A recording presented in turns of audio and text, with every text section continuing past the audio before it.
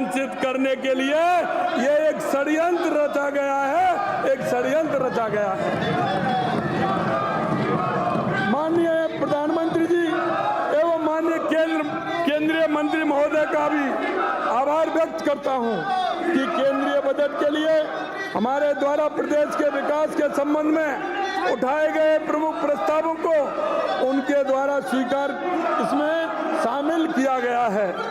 लक्ष्मण से आने वाले हमारे माननीय सदस्य माननीय राज्यपाल के अभिभाषण से संबंधित चर्चा में 3 फरवरी को बिना सोचे समझे बोलते हुए जैसा कि उनकी आदत है कह रहे थे कि केंद्र के बजट में राजस्थान का कोई नंबर नहीं आया, नाम नहीं आया।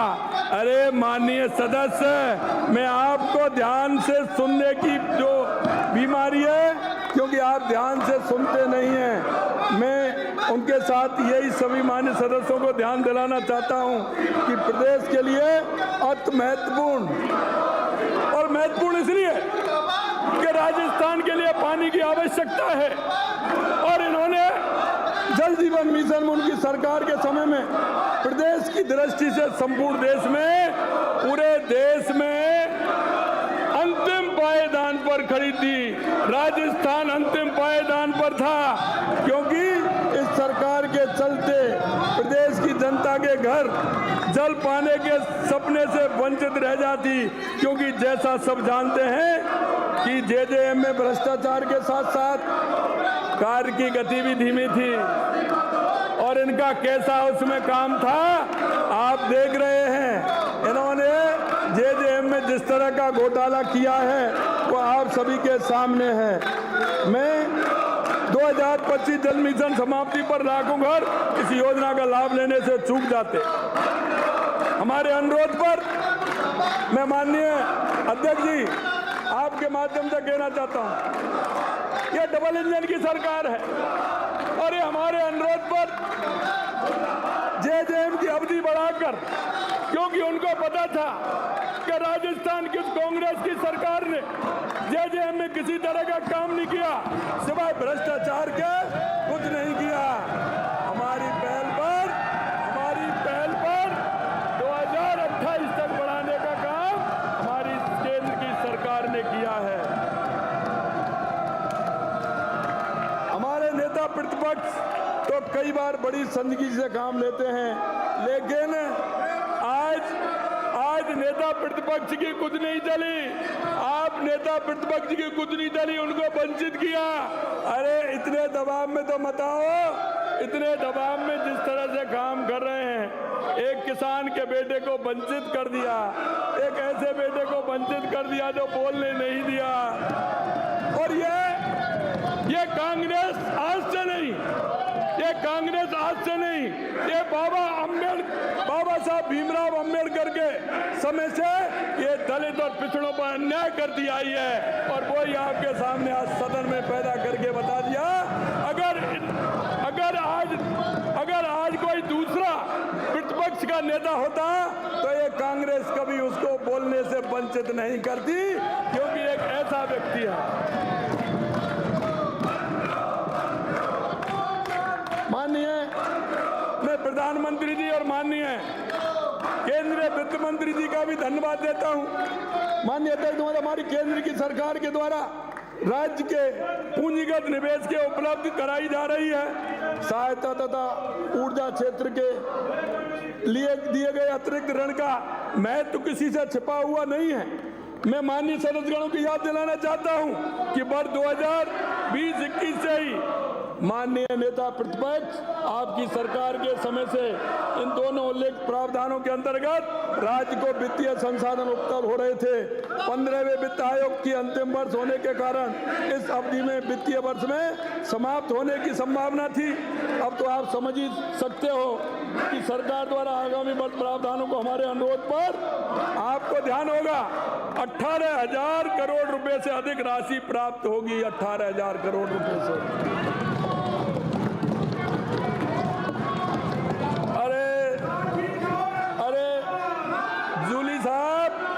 अरे नेता प्रतिपक्ष जी, आप कहां डोटासरा जी के चक्कर में आ गए? ये किसी को नहीं बोलने देंगे, ये तो किसी को भी नहीं बोलने देंगे।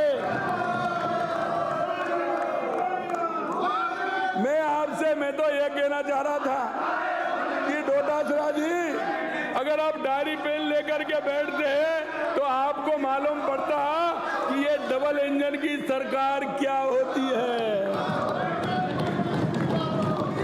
माननीय अध्यक्ष महोदय, मैं आपके माध्यम से यह भी नोट कराना चाहूंगा कि केंद्रीय करों में राज्य का हिस्सा राशि वो 75,156 करोड़ रुपए में 14% की बढ़ोतरी की गई है। 14% की वृद्धि और 2025-26 में 85,716 करोड़ रुपए आने वाले हैं। अरे अब तो मेज धबधबा दो, डोटासरा जी, अब तो मेज धबधबा दो। मैं आपकी बात को आगे बढ़ाऊं इससे पहले दुनिया के सबसे लोकप्रिय नेता प्रधानमंत्री नरेंद्र मोदी जी को भी इस सदन के माध्यम से कोट धन्यवाद देना चाहता हूं, जिन्होंने महाकुंभ के बसंती मौसम में अपने आम बजट 2025 में ऐतिहासिक घोषणा करके बसंती मौसम को और गुलाबी कर दिया है। आत्मनिर्भर भारत की ओर एक और मजबूत कदम बढ़ा दिया। वही दिन दूर नहीं कि हमारे देश की अर्थव्यवस्था दुनिया की तीसरी सबसे बड़ी अर्थव्यवस्था बनेगी। राजस्थान में भी मध्य वर्ग नौकरी पेशा लोगों जिनकी वार्षिक आय 12 लाख तक है। माननीय अध्यक्ष महोदय, देखिए राजस्थान में भी जिनकी 12 लाख तक की आमदनी है उनको भी आयकर नहीं देना होगा। कितना बड़ा फायदा हमारे देश के यशस्वी प्रधानमंत्री नरेंद्र मोदी जी ने किया है। नौकर पेशा मध्यम वर्ग की आमदनी की जेब में जब ज्यादा पैसा आएगा निश्चित तौर पर ज्यादा खर्च भी होगा। खर्च अगर राजस्थान की अर्थव्यवस्था पर होगा तो उसका फायदा राजस्थान की अर्थव्यवस्था पर आएगा। यह अप्रत्यक्ष प्रभाव से निश्चित तौर पर आपके सामने है। राजस्थान में धरती का सीना चीर के अन्न पैदा करने वाले 77 लाख से अधिक अन्नदाताओं किसानों के लिए केसीसी की सीमा बढ़ाना क्यों मैं कहना चाहता हूं, आज इनको पता था कि केंद्र की सरकार ने किसानों को बहुत बड़ा तोहफा दिया है। ये माननीय अध्यक्ष जी किसान विरोधी, मजदूर विरोधी, युवा विरोधी है। इन्होंने हमेशा इनके विरोध का काम किया है। ये कभी नहीं आ सकते। लेकिन मैं एक कहानी जरूर सुनाता हूं मैं आपको कि भगवान कृष्ण जब कालियाबन ने जब ये बोलिया था, उन्होंने कालियाबन जब था तो कालियाबन ने कहा था और उसने कहा कि भगवान मेरे को वरदान दीजिए कि ना मैं आदमी से मरूं, ना मैं किसी से मैं मरूं नहीं, मेरा के लिए वरदान दीजिए। भोलेनाथ थे, उन्होंने वरदान दे दिया। अब मैं भी क्योंकि ब्रज से आता हूं तो मैंने देखा कि उनकी ये कहानी है, ये बड़ी विचित्र है।